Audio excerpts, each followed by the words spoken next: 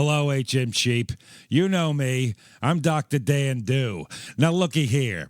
I want to let you know that the last thing you should be doing is going to patreon.com/HMP and helping out this podcast. It's a form of welfare, and welfare is communism. You don't want to end up like those Jags that Patrick Swayze had to kill in Red Dawn, do you?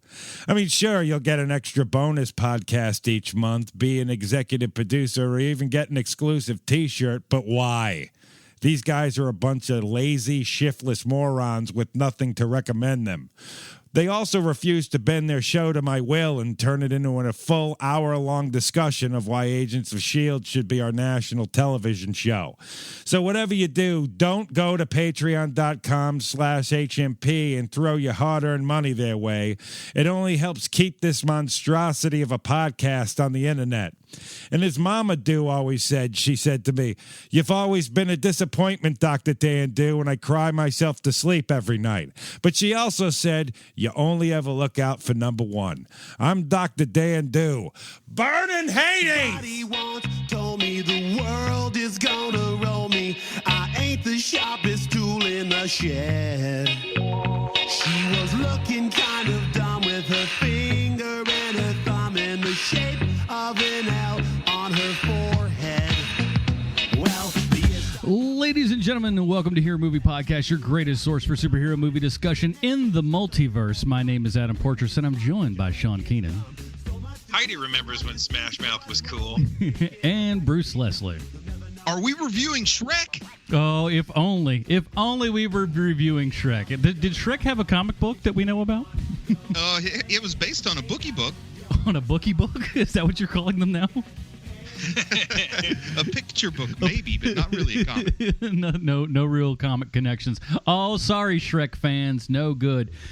Today we are not reviewing Shrek, but we are going back to 1999 because our patrons, the people that go to patreon.com/HMP, have voted, and they have overwhelmingly told us that the movie that they want us to cover this month is Mystery Men from 1999, and it is going to be an interesting show. I think that's a movie that a lot of us remember back in the day, but I don't know that we remember it as well as we remember it, because I know that I sure didn't. When I rewatched this, I was like, wow, I only remember very, very broad strokes of this. Had you guys watched it in any time recently before then, or had it been a while? I hadn't seen it in a while, and it aged differently than I had imagined. And we'll talk about why that might be.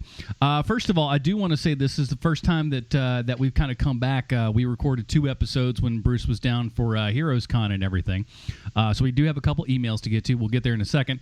But we also want to say welcome to the people that may have found us from Preacher Podcast, man. So welcome aboard. This is our other show that we do every single week where we review superhero movies and TV shows. So welcome to this one, man. We appreciate you jumping on board. And thanks for joining. Yeah. Restrooms are to your left. Yeah, please wash your hands afterwards. We really appreciate it. We had some problems in the past. We didn't want to bring them up, but thanks for letting that out of the bag, Bruce. But yes, so like I said, every month, patreon.com/HMP. If you put in at any level here, you get to vote on what we do. Today, we are going to be covering Mystery Men. But before we get to all of that, everybody, it's been a while, so we need to open up the old HMP mailbag. What do you say? Bale's here. All right, first email here is from Chad. Chad writes, "Hey guys, I love your show. I'm very new to the show and really podcasts in general. So you guys being my first," there's a joke in there, "makes me so lucky. I know I know how much Sean..." We are the lucky ones. Indeed. "I know how much Sean hates the direct-to-DC animated stuff, but after the slight disappointment of Suicide Squad, I was wondering if you guys could talk about Batman Assault on Arkham, that in my view really is actually a much better story overall. Or if you want another disposable one, you guys could do the Teen Titans Judas contract just to infuriate Sean and provide us with some great listening." "I was also hoping you guys could review a guilty pleasure of mine, the TV film Man-Thing. And guys, I really have to know, this is important, so keep this in mind, Sean. This is for you. Guys, I really have to know, does Sean really think Monk is the best TV show, or was he just being sarcastic? Because if he was being real, he is my new favorite host. If he was being sarcastic, he's dead to me. Love the show, guys, and keep up the amazing work. Can't wait to hear the thoughts on the new Spider-Man. And that is from Chad, superhero fan Chad, to be exact. Chad, thanks for the email, buddy. So, Sean, thanks, Monk, what say you? I like the show, Monk. I don't think it was the greatest show of all time. I think Tony Shalhoub is one of those. I will say this. I think Tony Shalhoub is one of those actors everyone just kind of like overlooks because he is more of a comedic actor than a dramatic actor. With that being said, he is incredible. He's an incredible actor. The reason why that show is on TV for a million years is because of him. If you have a lesser actor in that role, if you have, say, the good-looking kid from Supernatural playing that show is over. But this is a really good show. I love him on Wings. I always enjoyed Get a Life with Chris Elliott. What does that have to do with anything? I don't know. I just had to say something. Now I talk. Just throwing it out there, player. Just want to let everybody know what's up. Just thought you wanted to deal with that, Chris Elliott. I like Chris Elliott. I like Chris Elliott's daughter more. I think she's really good. Her little short stint there in SNL, she always was she was a delight. Is that Missy Misdemeanor? Yes, it was Missy Misdemeanor Elliott. She was on SNL for a full season, and I hate your guts. What was her name, like Abby Elliott, I believe? Oh yeah, that sounds right. Yeah. I don't know. No, I thought that's what you were. I thought you were asking her name. Before Bruce was trying to drop us in with some more. All right, anyways, let's move on to the next email. MTV's remote control was great. We're just naming things we like right now. Soap's good. Well, we're not beating that. Let's move on. All right. This one's from Matt. Hi, guys. I just wanted to thank you again for doing what you do. This has been a hard week for me. My parents are moving away soon and leaving my baby brother to live with me and my wife for a while so that he can keep his college schedule intact. And I lost a dear musical mentor of mine to a long battle with cancer just the other day. But in order to move along and not bum everyone out, listening back to the back catalog the last few weeks episode, the Black Wall-E jokes were hilarious. Really helped me through a tough time. The show is really important to me, and once we get back on track, I promise I will jump on the Patreon wagon because I love you guys, and you deserve all the support in the world. Thanks for helping me stay strong through this week with your jokes and your wonderful discussions. You guys are the real heroes. And Matt he's our, oh, come on, guy. He is our HM Creeper here, and as such, he has more emails, so hold on. We were away for 2 weeks, and then he's just like, I gotta let him know.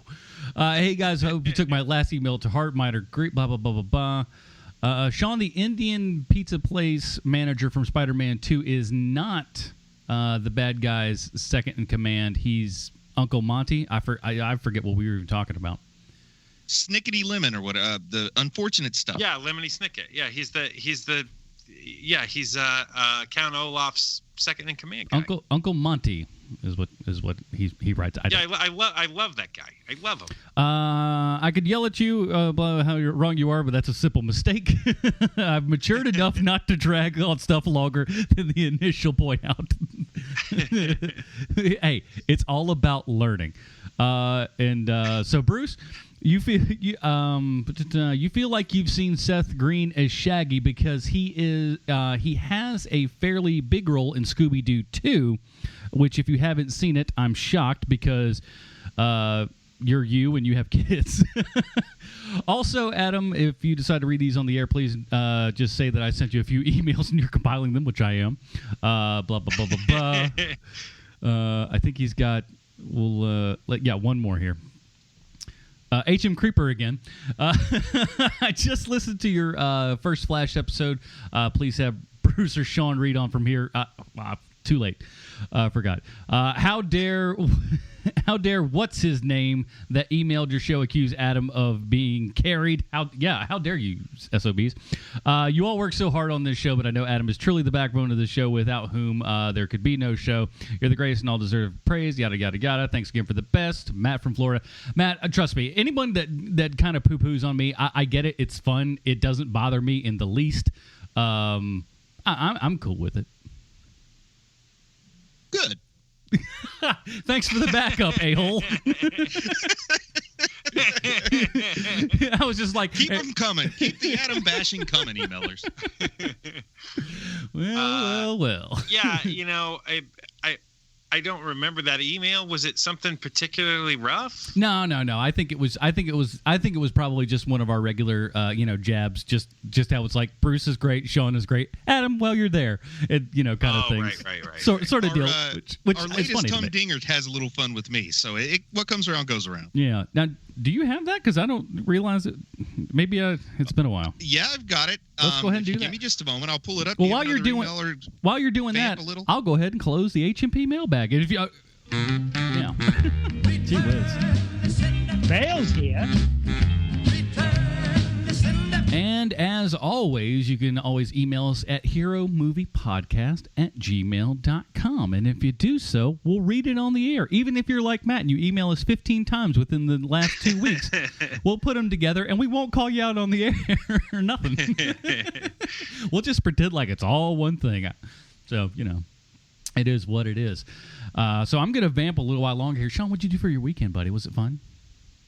Well, I went to my daughter's orientation for 2 days, and there were so many people who looked like I did, where I didn't know what I was doing, and there's so many kids there that there's a lot of confusion. There's so much confusion that if you could bottle up all that confusion and use it as some sort of energy source, boy, we'd all be in a good place right now. I think that's some sort of mole man thing from Fantastic Four. And Adam, I'm heartbroken. It's 4 stars. Oh, yes. Humdinger. Yeah, I forgot about this one. Go ahead and read that there. Okay. It's a 4-star review, which we call a ho-humdinger, right? I thought that's a ho-humdinger. Yeah. And it's called I'll Upgrade to 5 Stars by iTunes user KAMCS. But it says, I'll upgrade to 5 stars when Sean promises he won't do an eerily accurate impersonation of an old boss of mine who kept telling the black women in my office to read Uncle Tom's Cabin and would wear his $2,000 Armani suits for 3 days in a row in the same shirt. No. The gag reflex is still strong, and the H word provokes it. That H word is humdinger for folks who don't know. Now, to actually review. I come as a fan from the Preacher podcast and have been suffering from June-itis when normal seasons are over and summer seasons haven't started yet for TV. I needed great content, and here it was all along.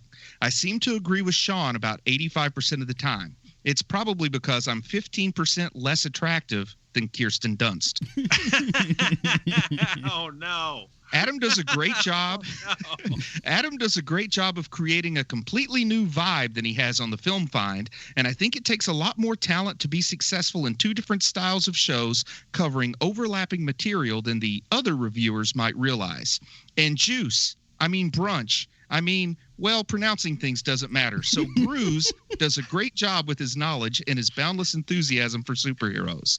Thank you for all your work. Thank you for trying to get better broadband. And thank you very much for being so good to your fans and patrons like me. Every time Sean says, I have a prepared statement, I laugh very loudly. I've considered making it a ringtone. Just a thought. Wow. It's good. And yes, we just, there's gotten to a point on this show where we're just like, we're going to let Bruce say however he wants. We're just like, he's a special young man. And it sounded a lot like, Brian Fellow in there, where they're just like, hey, he just says what he wants. Brian Fellow. He just has an enthusiastic outlook on life, and we just let him do what he wants. Wow, a Brian Fellow reference. Adam, you win this week, buddy. That is hard hardcore. Good job by you. Oh, it's one of my favorites of all time. All right. Thank you so much for that review. If you'd like to... what was the reviewer's name?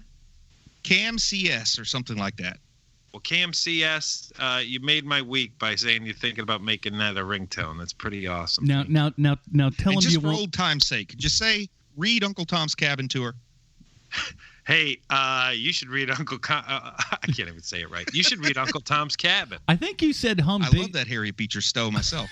I think what happened was you probably said humdinger in like a really weird way that set this person off on a direction that they weren't, comfortable with going down again in their life. So he'll say it a different way. You want to hear something weird? Harriet Beecher Stowe lived right down the road from me. Not at the same time. The little lady that started the big war. We were roommates. Right. Me and Harriet Beecher Stowe. I'm old, but I'm not that old. So he won't do that voice again as far as we're aware. Drop it up to 5 stars. I'm sorry. I'm getting don't be like Dr. Dan Dude. Bring it up to 5. All right, everybody, let's jump on into it. This week, the patrons told us they want us to review Mystery Men, and what our patrons say, we shall do. Here is a trailer for Mystery Men from 1999. In a place called Champion City, the forces of good and evil, Captain Amazing. What a surprise. are about to collide. Well, we've always been each other's greatest nemesises. Nemesis.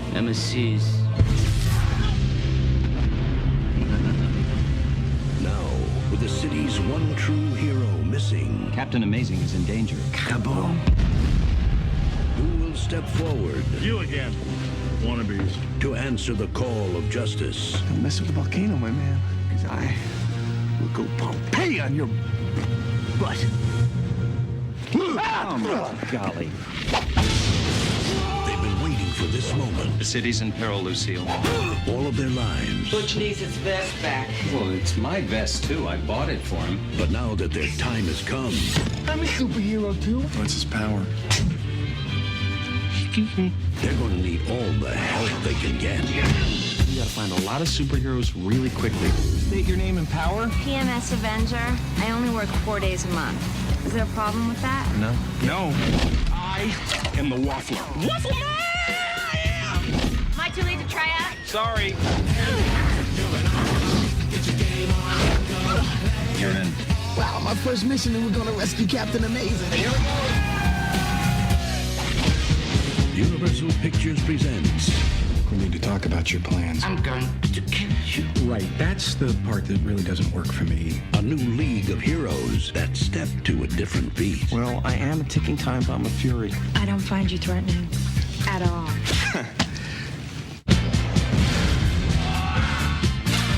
Let's do some carnage. We're not your classic heroes. We're the other guys. Mystery Men. I'm invisible. Can you see me? Yes. Wow. Maybe you should put some shorts on or something if you want to keep fighting evil today. All right, everybody, that was the trailer for Mystery Men, our Patreon review of this week. Here is the IMDb plotline. As we know, IMDb always 100% correct in everything they say and or do. A group of inept amateur superheroes must adapt to save the day when a supervillain threatens to destroy a major superhero and the city.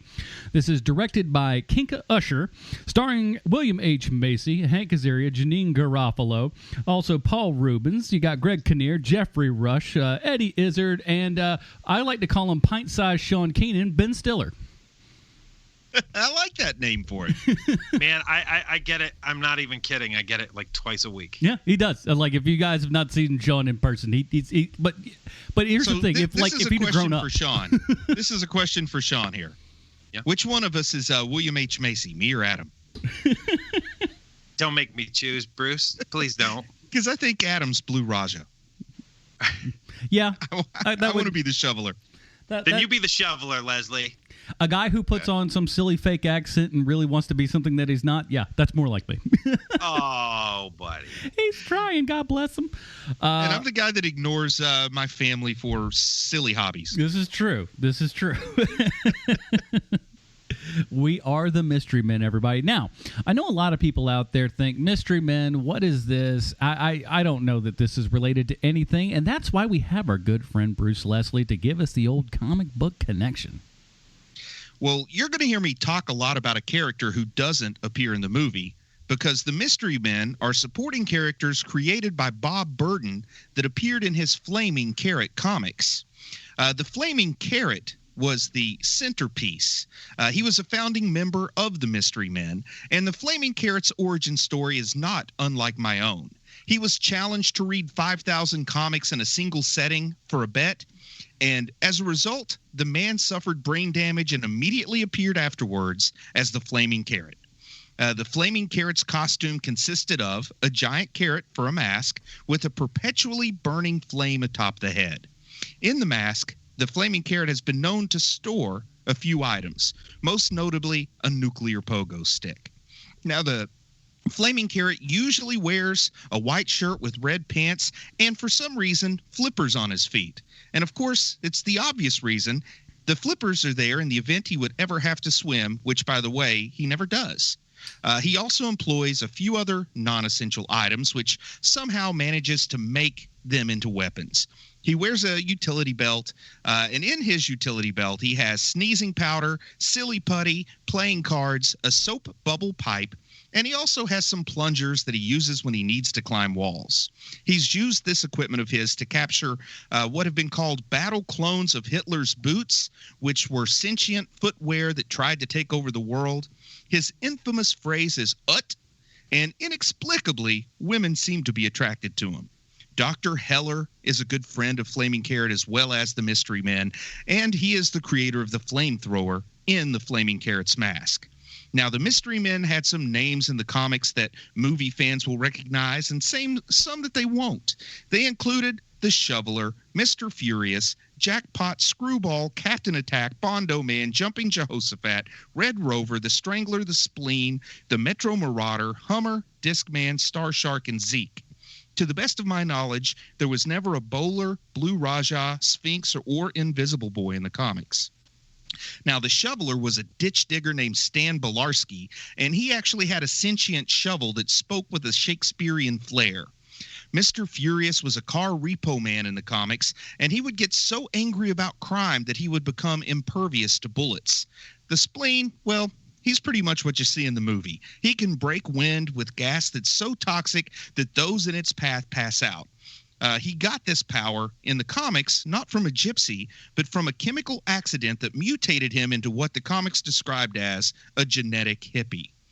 Now, there's a lot of interesting stuff in Bob Burden's comic book world, but my question is, why do you make a movie that is essentially a Flaming Carrot movie without the Flaming Carrot? I think the answer is in the name, Flaming Carrot.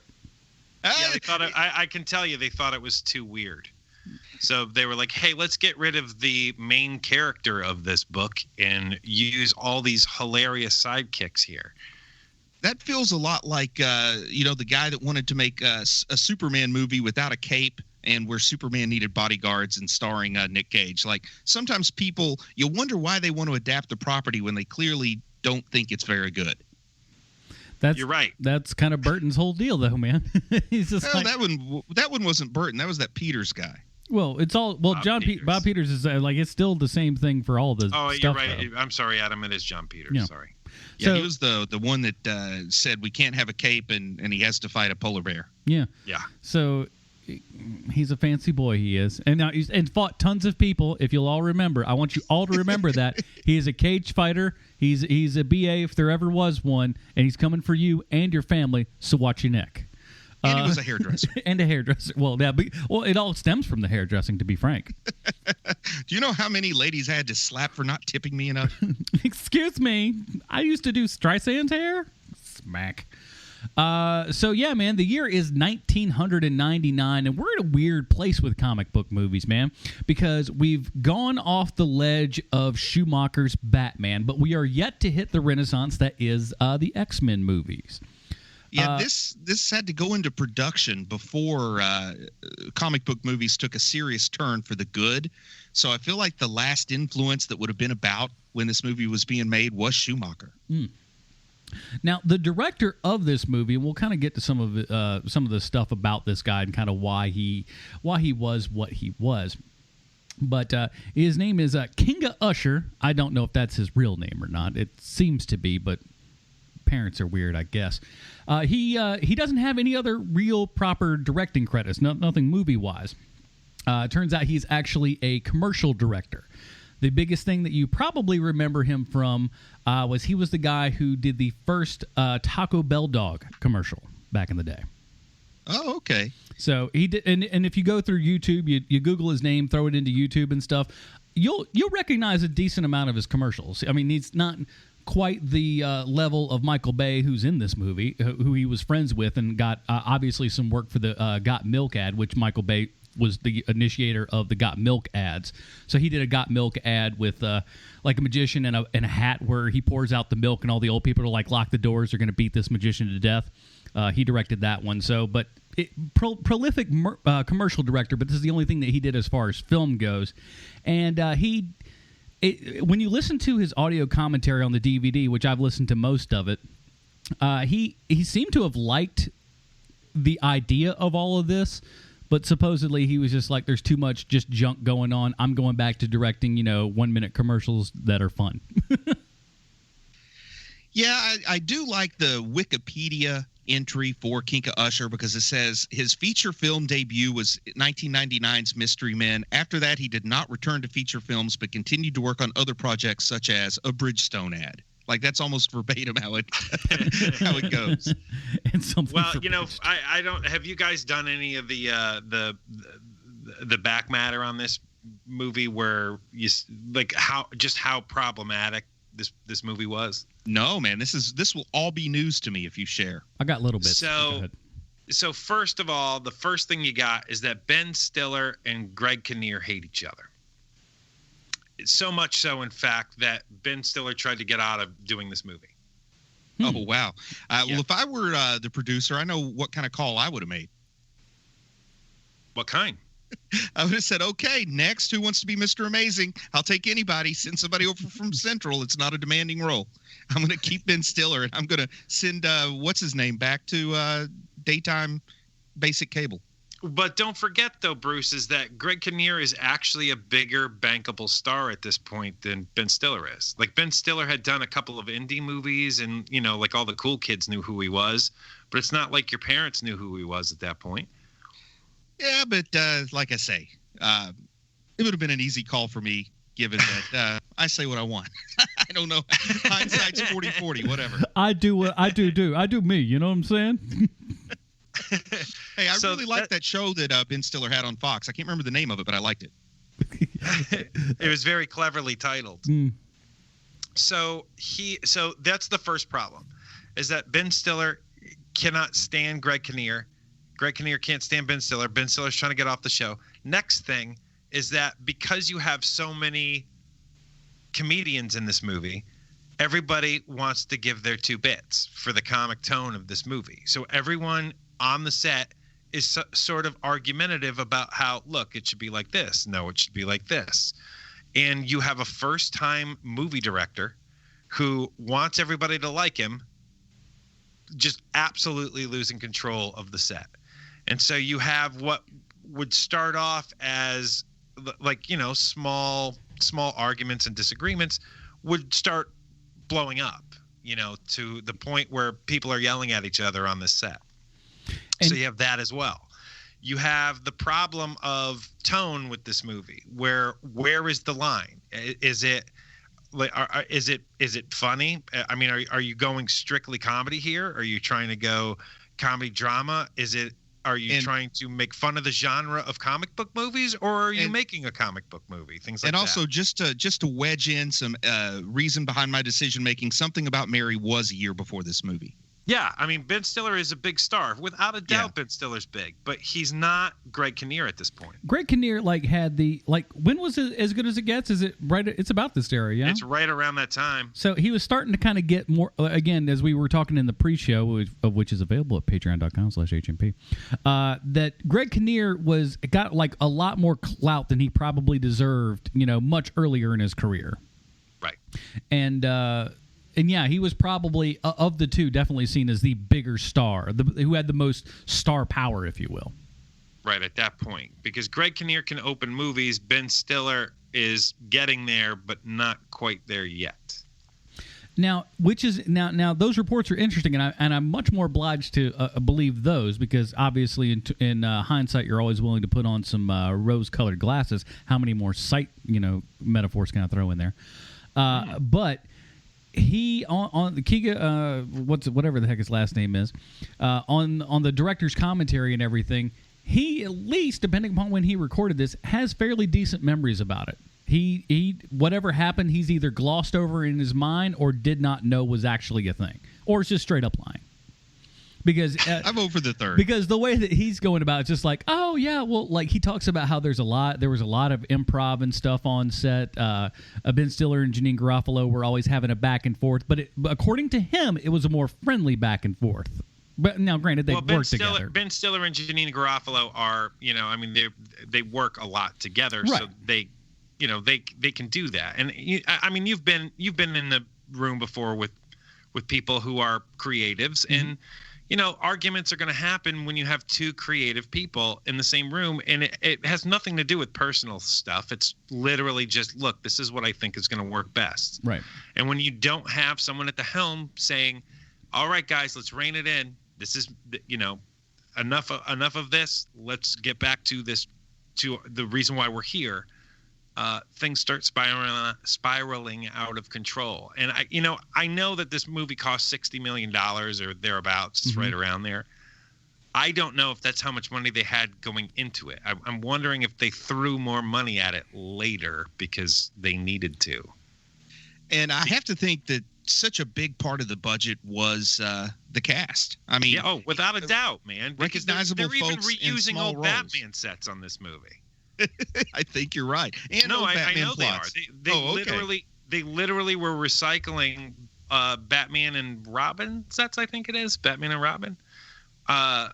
There's several sets in this movie that are from Batman, and so what are you spending that money on? You're spending it on there's no less than 5 people who are going to be fairly big stars in the next few years, or are already stars.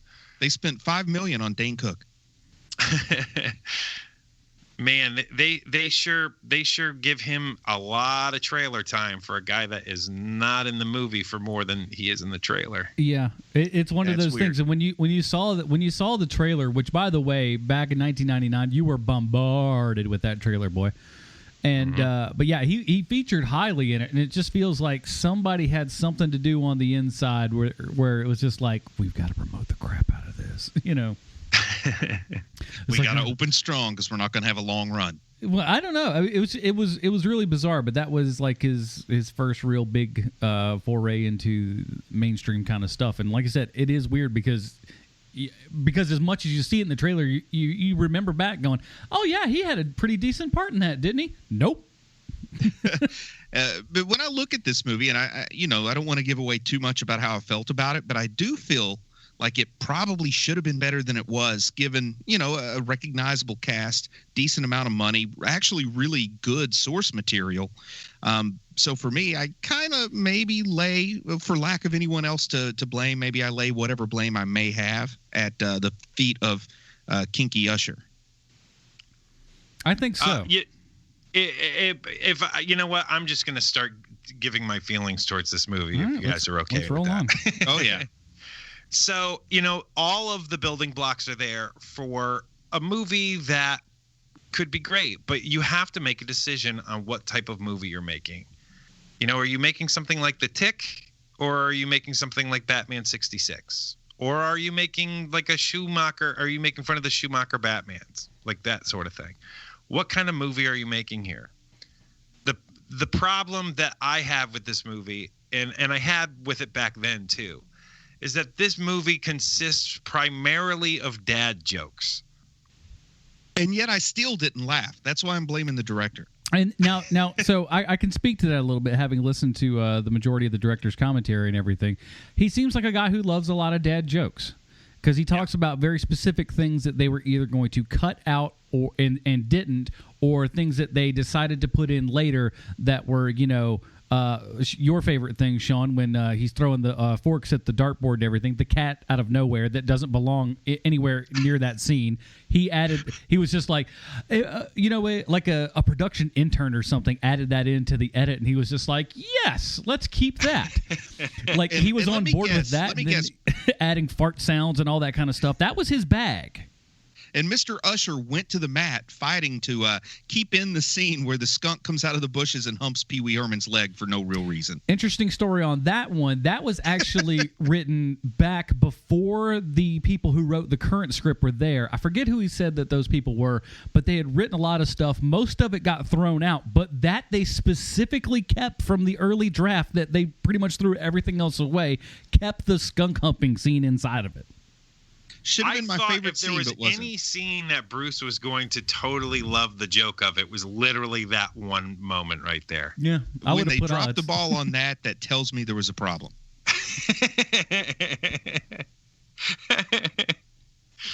Guys, why am I not laughing hysterically? There is a skunk humping Pee Wee Herman's leg. I just imagine Bruce sitting in his living room chair, watching this, seeing that on screen and going, I'm not laughing, and then just touching his body and going, am I dead inside? What's going on? Yeah. This should be hitting all the right buttons, but it's not. What's happening to me? He should have named the skunk Stinky and had him as a sidekick for the rest of the film. Yeah. Without a doubt. It seems like an easy layup, doesn't it? I mean, geez, guys. Yeah. So here's the thing with this movie to me, is that watching it now, let's do that first. Let's start with watching it now. Mm-hmm. Watching it now, this ranks right up there with, like, boy, time has just ravaged this movie, And it feels like one of those movies to me where people who like it love it, regardless of how good the movie is. Which is fine. I have those movies too. There's movies I can't explain to you why I love The Black Hole so much. I just do. But this movie is, when you're watching it, without having those rose-colored glasses on, it's just not very good. It's so long. It feels like this is like Kill Bill volumes 1 and 2 put together. And another part about that is like, honestly, when you listen to the director, he wanted so much more into it. He's just like, we had this scene, we had this scene, we had this scene that I thought were really good, but we had to cut for time. I'm like, dude, you're overlong at just over 2 hours in the first place.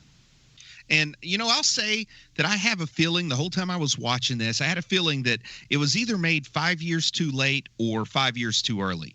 Because I think the movie as it is probably would have been received better if it had not come out so close in proximity to the X-Men, Bryan Singer's X-Men, and then soon to be followed by Spider-Man. So if it was released a little bit earlier where we were still wrapped in Michael Schumacher. Is it Michael? Joel. Yeah. Michael Schumacher's a race car driver. When we were still wrapped in Joel Schumacher's Gotham City with neon nipples and stuff, I think it would have went over better. Or, only a couple of years after this, the Patrick Warburton live-action Tick comes out, which is sort of the same kind of story, only it's just told so much better because there's a little bit of a different sensibility by the time 2001 rolls around, where superhero movies are suddenly a little bit more serious and they're not things like Peter Hooton's Doctor Strange or Bill Bixby anymore. Not only that, but the Tick also makes a clear line in the sand of what kind of show it is. This movie doesn't do that. It seems like they're trying to do both things at the same time. Are you an actual superhero movie, or are you making fun of superhero movies? Yeah, which is it? It's and they don't know if they want to be a commentary. farce. They don't know if they want to be a farce, if they want to be camp, or if they want to be just straight up comedy, because they kind of go back and forth on that too. If it's camp, you really need somebody to play it straight like Adam West.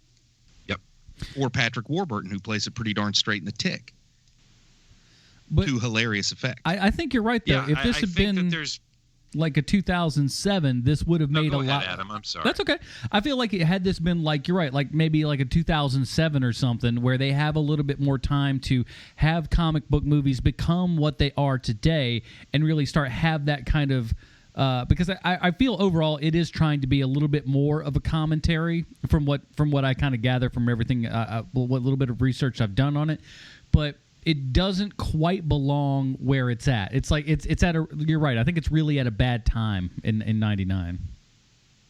And it's like it's like part of the story, and what was really in the comics was the idea like this is the bad news bears of superhero teams. Like they know that they're blue collar and that they're not the guys that are going to be in the limelight, but they're scrappy and they come together and they win the big one.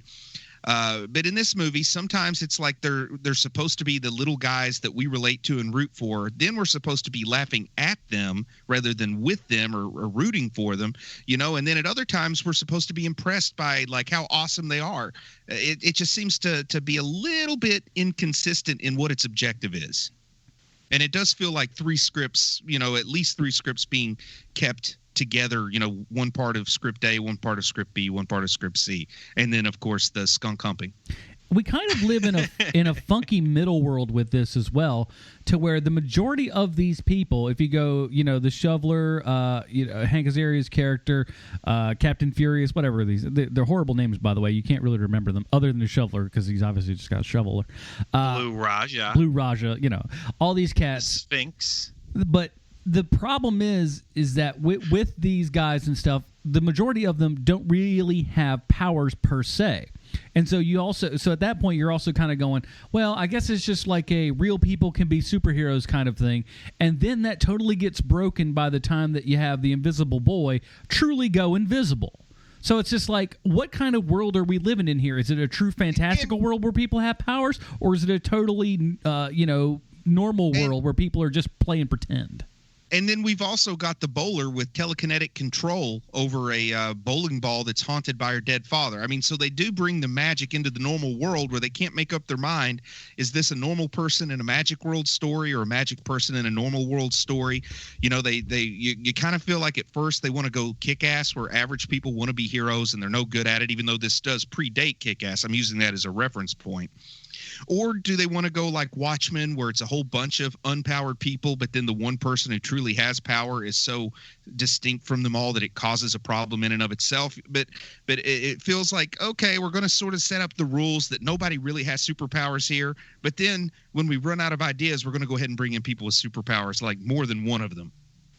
It's been a really long time since I've read the source material on this, Bruce, and I'm sorry for putting you on the spot, but the mystery men in Flaming Carrot, they actually do have superpowers, right?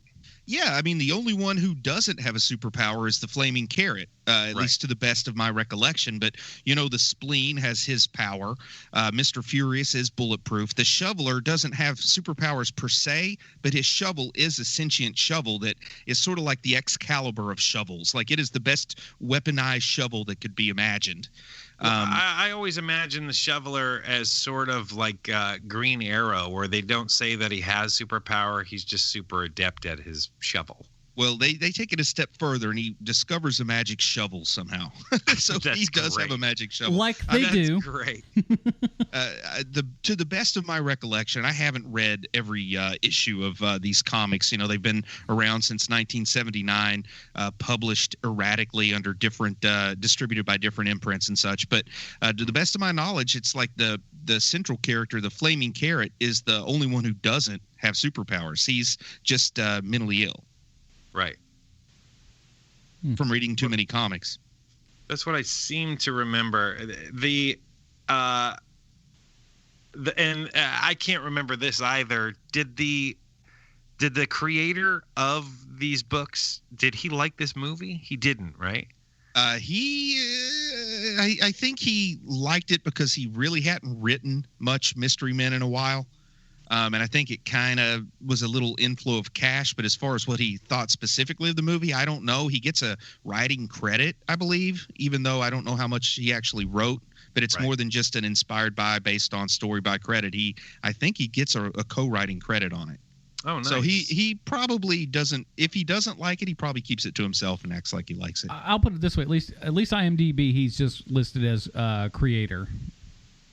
Okay, so maybe I'm wrong about the credit that he got. I might have just read the opening credits wrong, but I felt like I saw him get more than just based on or created by. But like I said, I'm wrong every once in a while. Now let me no, Bruce, no. Let me drop a little something on you kids. Let me give you a little bit of idea from your boy, who's the writer of this, Neil Cuthbert. Neil Cuthbert, he directed some all right stuff, or wrote some okay things. A lot of people around my age, maybe a little bit younger, enjoyed some Hocus Pocus. That was a big thing for some kids. The Return of the Swamp Thing. But he directed a couple episodes of St. Elsewhere. But his other big thing, he hasn't worked since 2002, and that movie was The Adventures of Pluto Nash. So sums it up, man. Neil is not doing so hot. And it's weird to me because I might be missing something when I just do a quick tour of my head here. But when it comes to Dark Horse, I think of two movies. I think of the Hellboy movies, and I think of this. And boy, those are different, and pretty much aren't that different. Yeah. At least for the first Hellboy. Isn't The Mask also a Dark Horse movie? I think so. Am I wrong? I think it is. That was one I didn't know if that was Dark Horse or one of the Image predecessors. I'm fairly certain. It feels like Dark Horse to me. Write in hearmoviepodcast@gmail.com.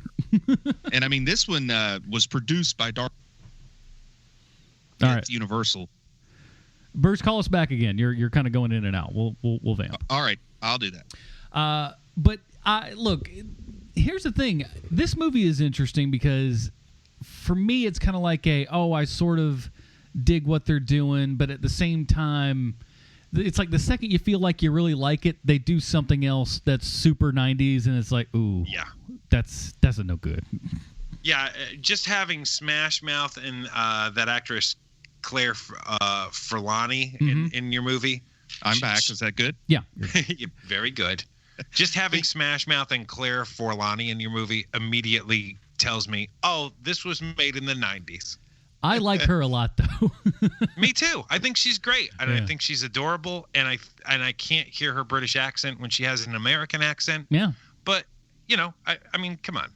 There is a time and place for Claire Forlani, and it is not 2017. Yeah, not really. And The Mask was Dark Horse Pictures also. So there we go. So now I got a third one to throw in there, but this is maybe the underachiever of the three. Fun cameos. I like the Dana Gould coming out of nowhere in the Little Trials. I like that stand-up cameo more than Dane Cook. Oh, really? And I know that at this point it's kind of cliche to say negative things about Dane Cook. I think we all kind of understand. You're not illuminating anything, but I do have to say that his cameo here pretty much sums up, to the best of my knowledge, his stand-up career. Like, that is what he did on stage for an hour at a time. It was very Dane Cook. Now, I'll say this though. Funny, the what was it, like Miss PMS or whatever? You heard her in the trailer there. Who came? The PMS Avenger. PMS Avenger. All of her shtick actually was written by Dana Gould. Really? I like that, man. Simpsons writer, the Hank Azaria connection there. Yeah, very, very much so. So, I mean, I thought that was kind of cool, but it did seem like there was so much kind of improv and writing on the spot and stuff. But I think I'm more apt to believe that he didn't really have complete control over the set. Now, what did you guys think of that audition scene? Because I feel like a lot of this movie hinged on that audition scene. That was supposed to be a real fun moment to get you to invest into the story. Do you feel like it's satisfied, or do you feel like they just burned a lot of jokes, or did it make you even say, boy, I'd kind of like this movie better if we were following some of these other characters around? Oh, and yeah, I mean, I thought it was kind of fun, and I almost wish it would have gone on better. We had shucks, what's his name? Oh, I know it. Tall guy was in Hell. Oh, tall guy. Manute Bol. No, yes, Manute Bol. Oh, farting a stick, dude. Shaquille O'Neal. No, the stunt guy. It was Abe Sapien. Okay, yeah, Abe Sapien. We'll call him that. Right. I'm looking it up. Doug. Doug Jones. Doug Jones. Jenkins. I'm like, I know there's a D and a J, but I can't figure it out because I'm stupid. Doug Jones. Doug Jones was nice seeing, I wish we could have gone into more stuff like that because it would have, I don't know, it seemed like it was fun, and then we just got off doing the same kind of crap that we were always doing. And it took so long to get there. It is 2 hours, but man, it feels like it's a lot longer. Were you guys surprised that they just went ahead and had two people dressed as Wonder Woman fighting each other? I liked it. I mean, that was straight up. Those were straight up Wonder Woman costumes. Yeah, pretty much. I'm just kind of shocked they decided to risk that. You know what I mean? I could see Warner Brothers sending them an old C&D letter for that. To me, it was like it was just off enough. It was a Rob Liefeld of costume designs. Man, I feel like they went to Party City and bought two Wonder Woman costumes. Off-brand. 1999. They just say "Fantastic Woman" or something. No, they say "What a Woman" instead of Wonder Woman. Wondrous woman. I like this scene. I think it's the best scene in the movie. I think that they needed to go and do a rewrite on this scene now. The jokes are the same. It's the same, like the same three jokes for the way that they're naming superheroes. They're wacky, and they're wacky. Did you know that? Or they're just dumb. The joke is, okay, let's, gee, we got Dane Cook for the day. What are we going to do with him? Hey, there's a waffle iron in my trailer. Why don't, it reminds me of that Halloween costume skit that Adam Sandler used to be, where he would just take a tea bag and put it in between his teeth and say, look at me, I'm Teabag Man. Give me some candy. Give me some candy. Like he would just take random objects and claim that was his costume. It really felt like that. We got a tutu lying around. I'm sure we can put that to good use. Yeah, Ballerina Man. We stole a squeegee from the gas station. That works, Squeegee Man. Yeah, there's a whole lot of that in this movie, and there's not nearly enough creative jokes in the scene, specifically in this scene. And I think Dana Gould wrote the only one that seemed a little clever to me. At least there was a joke there other than random object themed superhero. Where the pencil heads. Yeah. I mean, you can have like one of these little generators where you have a list of 20 items and you roll a 20-sided die. Whatever it lands on, you just put man or woman after it, and that's your funny character. Now, to me, this is height Janine Garofalo for me. I was going to add the words peak Garofalo, so I think that's pretty much the same thing. Yeah. Peak Garofalo in this. I think she's great. I think the whole role is great. For those of you that are too young, that's what chicks look like in the 90s. And I got to tell you, man, I was really a fan of the green highlights in her hair. I thought this was peak Garofalo, man. I'm just going to say that again, that I was impressed with Garofalo in here. Yeah, I can't tell you how many times I went on a date with girls who looked just like that. I seem to have my fair share of dates with the Reality Bites incarnation of Jean Garofalo, which is not Pete Garofalo. But she was really good, and it's like, Janine Garofalo is fine, but boy, she's gotten so angry in so many years. It's just like it seems like there's still hope in her eyes in this movie, man. I definitely liked her better in this one than that one where the big dog pulled her around on roller skates. You got me, buddy. I don't know. Yeah, I don't know what that is. It was something about cats and dogs that she was in with Cameron Diaz, I think. But she gets pulled around by it was in all the trailers. I vaguely remember the trailer. I vaguely remember that trailer. But no, I didn't watch that. Wasn't going non-Garofalo movie. Let's go to a Garofalo movie with her and the gal from What's Up About Mary. Let's do it. But no, she was good. I like the character. I like how she talked to her dad, but really in the reality of all of it, she would have pushed these bozos to the side and said, wait a minute, you don't have a power, you don't have a power, you just fart a lot, you say that you have a power, but no one can prove it. I can make this ball roll around and kill people. I am your leader now. You will bow to me, and we're going to go get revenge. She wouldn't be like... I feel like the writers needed to call that out. They needed to have someone ask her, maybe someone like Captain Amazing or someone like the Sphinx say, why are you even with these guys? So she could say, well, I don't have a car. Give us some reason why she's with her. Anything. Because, there's no reason that she should be there. Let's talk about Jeffrey Rush real quick because we haven't mentioned him yet. Why is Jeffrey Rush in this movie? I think this movie got made because Jeffrey Rush is in it, to be honest with you. And I'll tell you, there are three people in this movie who are giving it every bit of their muster to make this movie work. He's one of them. I think he is all in on this project. You know, it's unfortunate that the project is not great, but I love watching him be great in this movie because he is awesome. Casanova Frankenstein is the takeaway character from this movie. You could pluck him and put him in something else. Like, let's say, I don't know, a Pirates of the Caribbean movie is the bad guy, and he would be work just fine. And Eddie Izzard, man. Eddie Izzard's in here as the disco devil or whatever. But he doesn't have anything to do. Like, there's nothing to do in that movie for him. I mean, though we weren't a big fan of the show Powers, just watching Eddie Izzard's villainous performance in Powers and comparing it to this, it's hard to believe that's the same guy. You know what I enjoyed? The Johnny disco Royale songs. is a lot different than the Disco King or whatever his name is. I enjoyed all the disco songs. Every time we go to a different scene, it's yet another disco song. Even if they're the shots were very close together, still completely different songs. Some reason I dug that. I just because it was so corny and silly. And Casanova Frankenstein also showed me what the most frivolous thing I would do if I ever got insanely wealthy is I would definitely buy a stretch limousine made from a Corvette Stingray. Like that is that now was on my pretty bucket cool. list. Yeah. That was cool. The other person who I think there's two other performers in this movie who it's just like, wow, they really are they are all in. Paul Rubens is another one. Mm-hmm. Yeah. You know, he has the dumbest one-note joke in this movie, and he's just all in. You know, there's a skunk hump in his leg.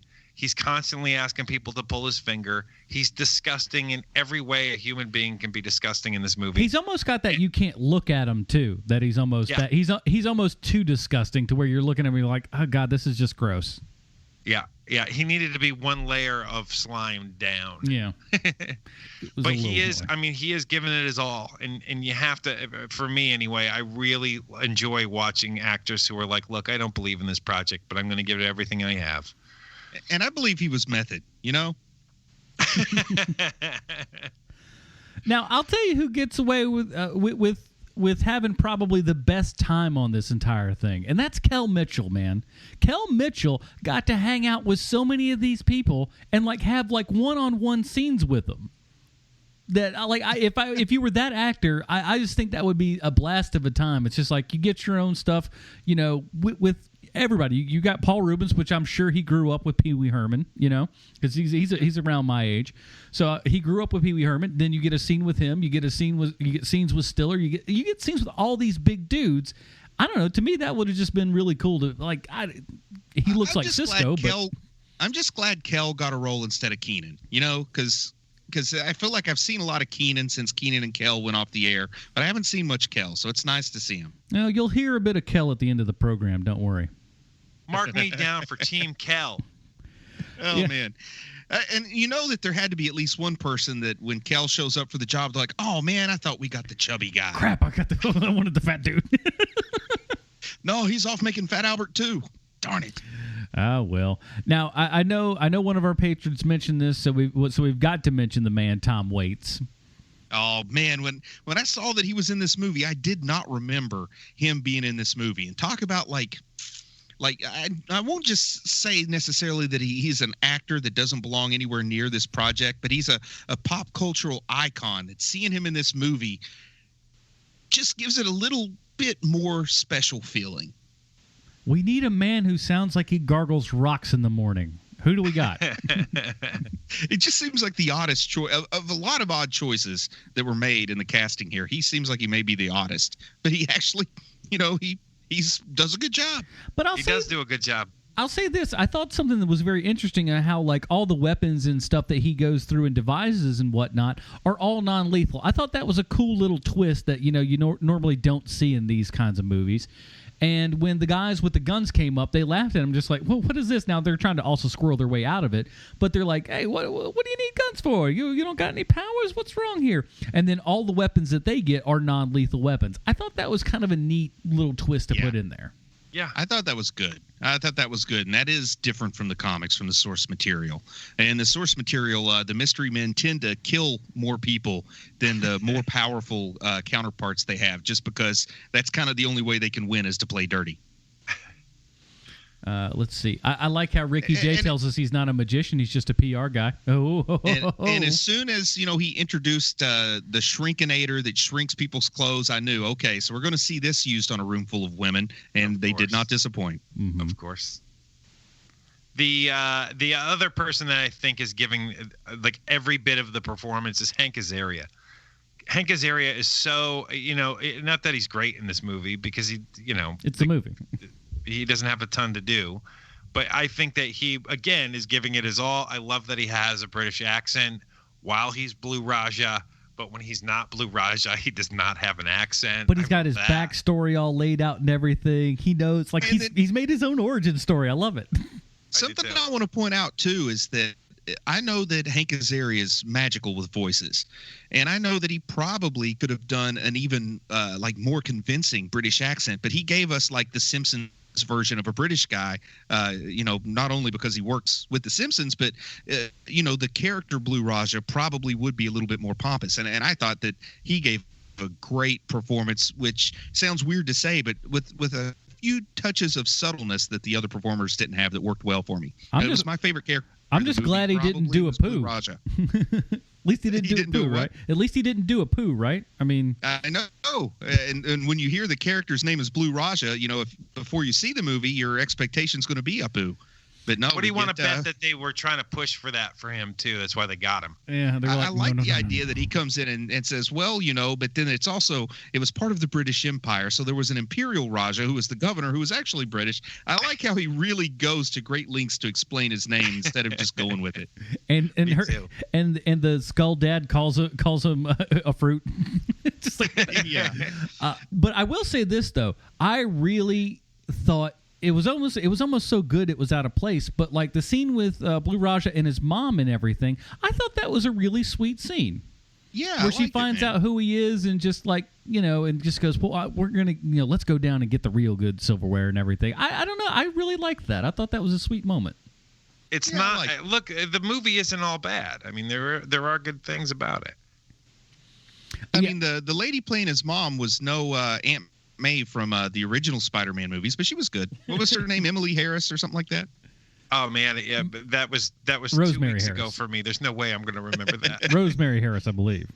Rosemary. There you go. Look at that. Pulled that one out of my. And what about Sally at the junkyard? Is that Owen's mama?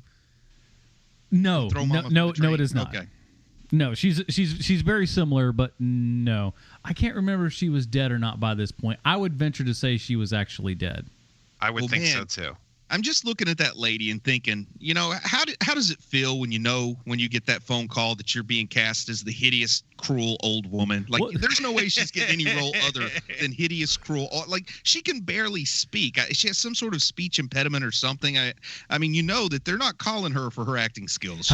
She better not pluck those hairs on her chin because they're going to get a close up. Judith, this is your agent. I got some great news for you. This just came across my desk and said we need old, haggard broad. You are perfect for this. Get down to Universal ASAP. Don't hang up. Can you learn the words junket and say it over and over again? Junket. Very good. Very good. You know what? You're going to go far in this Hollywood. I tell you that right now. And I did kind of like the design on that sort of anachronistic looking paramilitary vehicle that they have at the junkyard that they use for the end of the movie. I like the way that looked. That had a little bit of a Batman the Animated Series feel to it. Yeah. Kind of like a train, but it's a truck. There was something funky about that thing for sure. See, you got like good design Dr. choices. Heller goes, why, that's the most powerful non-lethal military weapon ever made. You got great design choices like that, and then you have, hey, AstroTurf by the pool. So, you win some, you lose some, I guess. Yeah, during the whole tryout scene there's just AstroTurf all around the pool. In all fairness, they did film that at the Brady Bunch house. Fair enough. Wow, man, that's crazy. It's it's not good. Now, I will say this. This is another good little point that they kind of put in. Number one is you never got the cliche Janine Garofalo, you're a girl, you can't be in the group kind of thing. Or there was never anything said about her being a chick, which was nice. Right. You didn't get that cliche garbage. The only cliche you got was the spleen kind of trying to hit on her all the time. I kind of like that though, and I loved her brush off stuff. I thought that was fun too. And also, there had to be a big temptation when you're writing this story to have Janine Garofalo be the love interest of Ben Stiller rather than the lady that is. And I applaud them for not doing that either. Well, that was actually on the director's mind because he did realize that they got along together well, but they were already well enough into it and had the Claire Forlani's character in there, so they were like, "Nah, we can't push that." But they were thinking about doing that. And those two had worked together on at least two projects before this, so they knew each other well, I would assume. Oh, absolutely. And the other thing that I like that they didn't make any sort of big deal of was William H. Macy's family. You just had a family there, and that was it. And like the kids are super cute, the wife is great. That's again, they just played it, and it was great. One thing I will say. Both William H. Macy and the woman that played his wife look way too old to have kids that young. They do, don't they? They look like they're in their 50s, and they got like a 7-year-old and a toddler. William H. Macy looked old forever, though.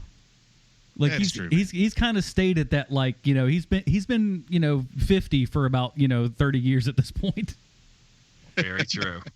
Anything else we want to say before we kind of wrap this bad boy up? As interesting as the casting was, for the most part, I liked it. I don't quite understand why they chose the person they chose to play the Sphinx. That one did puzzle me a little bit. Yeah, he's okay. Like he's been in a couple things, but he's pretty good, But he is a person of Cherokee heritage, member of the Cherokee Nation or what have you. So when you have a character named the Sphinx, that seems like an odd choice, for a Native American actor to play that. And then kind of plays a little bit into stereotypes with the wisdom, but then all the wisdom's kind of just bunk anyway. But I love how that didn't seem to match up well, and I don't blame the actor for that. I just don't think it was a good fit. Yeah, I love though how the Furious goes and just points out just like, "Oh, you mean like this crap?" Yeah, because it's because I know what you're doing. This is stupid. And just straight up points about, it's like, was that what you're going to say? Well, not exactly. And I do like, I guess, that they did have him as the Sphinx instead of going WWF style and having him Chief J Strongbow or the War Chief or something like that. That would have been bad. That would have been bad. All right, before we get down to our final review here and everything, we have to find out how this movie relates back to the most important man in Hollywood, Sylvester Stallone. Say thanks, Adam. I have a prepared statement. When she was young, Winona Ryder babysat his kids. He created an instrument called the Strata Dumpster, which is a dumpster that he turned into a guitar. He sued the chip company Frito-Lay for using one of his songs in a commercial and won. And he sang at Spike Jonze and Sofia Coppola's wedding. He's Tom Waits, and he plays Doc Feller in Mystery Men, a movie that Ben Stiller tried to get out of doing. Ben Stiller. Little Fockers, totally on board. Mystery Men, no thank you. Well, I can't confirm nor deny Tom Waits was allowed to do whatever the hell he wanted to on set because watch the movie and you'll agree with me. Weirdly, Tom Waits has acted in 37 different projects, which seems like a lot for a guy that once said, and I'm quoting here, "I hate Disneyland. It primes our kids for Las Vegas." Now, in full disclosure, I would have put a total slam on Tom Waits here if he appeared in or had a song in a Disney movie, but it doesn't look like that ever happened. And I hate that I did all that work for nothing, but it's cool that Tom Waits is good to his word, unlike my ex-wife, my parents, and if I'm being honest with myself, me. Tom Waits might be best known as a singer-songwriter, but if he wasn't, he could totally brag to people that in 1978 he played Mumbles in the Sylvester Stallone written and directed Paradise Alley, a movie about a wrestler and his two brothers who do not wrestle. I haven't seen the movie because when I was a kid, there was no way I was going to watch a movie called Paradise Alley, and pretty much nothing has changed since then. Sylvester Stallone actually wrote this movie before Rocky and tried to sell it to producers for years, but for some reason, when you walk into a movie studio with, "I've got a great idea for a movie about wrestling corruption in the 50s, and Terry Funk is in it," producers don't want to throw their wallets at you. But once Rocky became Rocky, producers were willing to look at the script, and Universal Pictures greenlit the idea, and they got on the Terry Funk bandwagon. I wish there were crazy banana stories from the set of Paradise Alley, but it seems like this was a pre-Monster Ego Stallone. There's no story where Armand Asante didn't storm off the set screaming, "Armand Asante will smite you terribly." And Ann Archer wasn't all, "I'm Ann Archer and I've had quite enough." This is good to hear, but it doesn't make for great storytelling. So I'll end today's Stallone connection with a quote from Sly himself about the making of Paradise Alley, and I'm quoting, "It should not have been made at that time, and probably not with me acting in it." So there you have it, HMPers, this week's Stallone connection. Now the Waffler and PMS Avenger, let's put our final thoughts into Mystery Men so I can go back to not thinking about Mystery Men. All right, let's break it down now. For those of you that are new to the show, we don't have letters or grades or anything else like that. We've got our own silliness called the Robin Rating System. Now, if you want to see how that breaks down, head on over to facebook.com/Hero Movie Podcast. It's right there at the top of the page. And while you're there, why don't you go ahead and hit that like button, man? We're almost at 2,000 likes. We'd really appreciate that. Let's start with you, Bruce. Where does Mystery Men fall on the H&P Robin Rating System for you, sir? Well, it causes me to ask myself a question, and that is, when a movie has potential to be better, is that a good thing or a bad thing? I mean, there was a lot to work with here, but it just didn't come out right. It kind of like an underbaked pizza where the dough's a little too doughy. You know what I mean? I know that the source material's good. I know that there were enough actors and enough recognizable faces that this could have been something. There was enough of a budget that I feel like this could have been a little bit better. I think I have to lay the blame, like I said before, at Kinka Usher and the screenwriter that later gave us the timeless classic Pluto Nash. Is that what you said? Or was it Blank No, Man? that's the director, Kinko. Kinka only did this. The writer This actually, was Kinka's only movie. Right. It's that other guy, the guy that wrote Hocus Pocus, that also went on to write either Blank Man or Pluto Nash. I've already forgotten at this point. But anyway, I'm going to give it a Damian Wayne because, there's enough interesting that it's worth staring at it for a couple hours. Be better, like Adam said, is 90 minutes. Definitely could have been better, though, man. There's a lot of the right pieces here. But rather than trying to put the puzzle together, they just grabbed a hammer and just started smashing against the pieces till they fit. Smash them together. Sean. You guys already know my thoughts on when it comes to anything like this, is that if it is something massively, beautifully wonderful, I'm all on board. If it's something where they are really trying for something great, but it fails, I am all on board. The thing that gets me the most is mediocrity. That is what makes me mental. And this movie is mediocre. It is completely forgettable. Like you, Adam, I saw this movie when it first came out. I don't remember if I saw it in the movie theater or at home, which tells you how forgettable this movie is. So for me, this is a Dick Grayson movie because it is so mediocre. Okay, you don't mean Dick Grayson. Yeah. I'm sorry, not Dick Grayson, Jason Todd. Sorry, okay, guys. Just wanted to help you out there. Dodge the bullet. Thank you for the save. Thank you for the save, sir. Yeah, it's just there, you know? It's just there. And so for me, it's a Jason Todd, this movie. Yeah. I've been kind of going back and forth in my head a little bit through watching it, listen a bit through director's commentary, and even through here.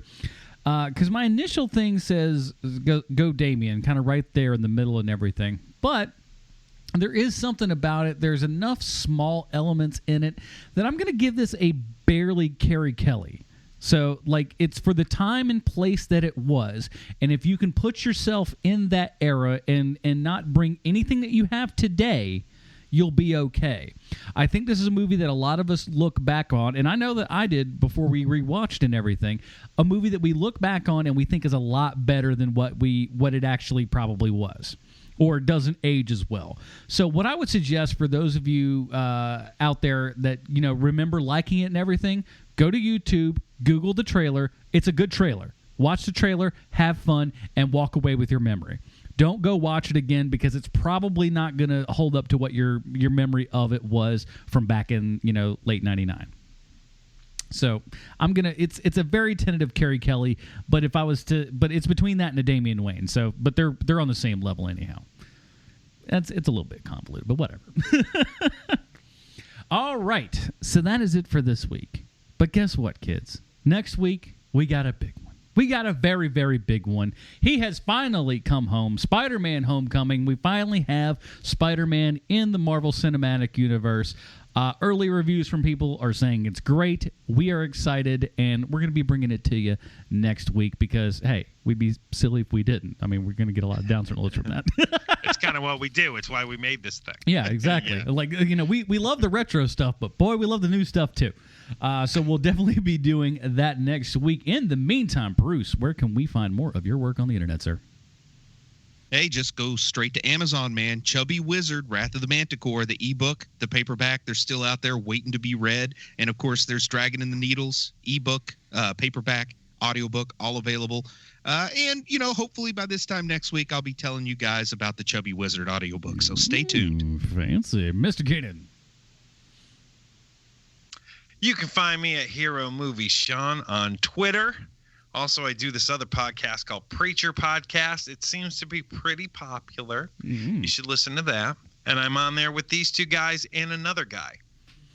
It's a good time. Yeah. So thank you guys for that. Because Preacher Podcast is doing quite well, and it's because of you guys and, liking, reviewing on iTunes and all that kind of jazz and all that stuff. It's keeping us in the top. HMP even slipped into the top 200 of iTunes TV and film. And again, it's because of all of you guys, man. We really appreciate that so very much. And we appreciate everybody that contributed to Patreon and voted on this movie. We may not have given it the greatest of ratings, but honestly, I think it was well worth going back and looking at to get a new fresh pair of eyes on it, to be quite frank. So thank you guys so much, and you'll be getting another one in not too awful long. So how do you sign up for that? Patreon.com/HMP. That is it, everybody. Join us next week when we talk about Spider-Man Homecoming. For Sean Keenan, Bruce Leslie, I'm Adam Portrais. Stay super, everybody. Goodbye, Marty and Evie. Somebody once told me the world was gonna roll me. Sharpest tool in the shed. She was looking kind of dumb with a finger and a thumb in the shape of an L on her forehead. Well, the years start coming and they don't stop coming. Fed to the rules and I hit the ground running. Did it make sense not to live for fun? Your brain gets smart but your head gets dumb. So much to do, so much to see, so much wrong with taking the back streets. You never know if you don't go. Never shine if you don't glow. You're an all-star, get your game on, go play. Hey now, you're a rock star, get the show on, get paid. All that glitters is gold, only shooting stars break the mold. It's a cool place, and it only gets colder. You're bundled up now, wait until you get older. But the media man begs to differ, judging by the hole in the satellite picture. The ice we skate, it's getting pretty thin. The water's getting warm, so you might as well swim. My world's on fire, how about yours? That's the way I like it, and I never get bored. Hey now, you're an all-star, get your game on, go play. Hey now, you're a rock star, get the show on, get paid. All that glitters is gold, only shooting stars break the mold.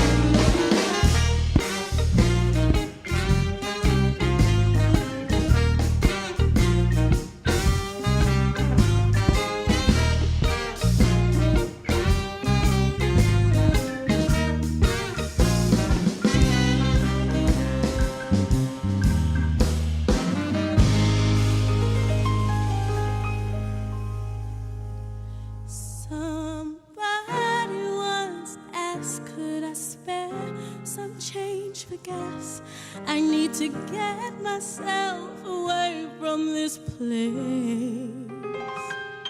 I said, yep, what a concept. I could use a little fuel myself, and we all could use a little change.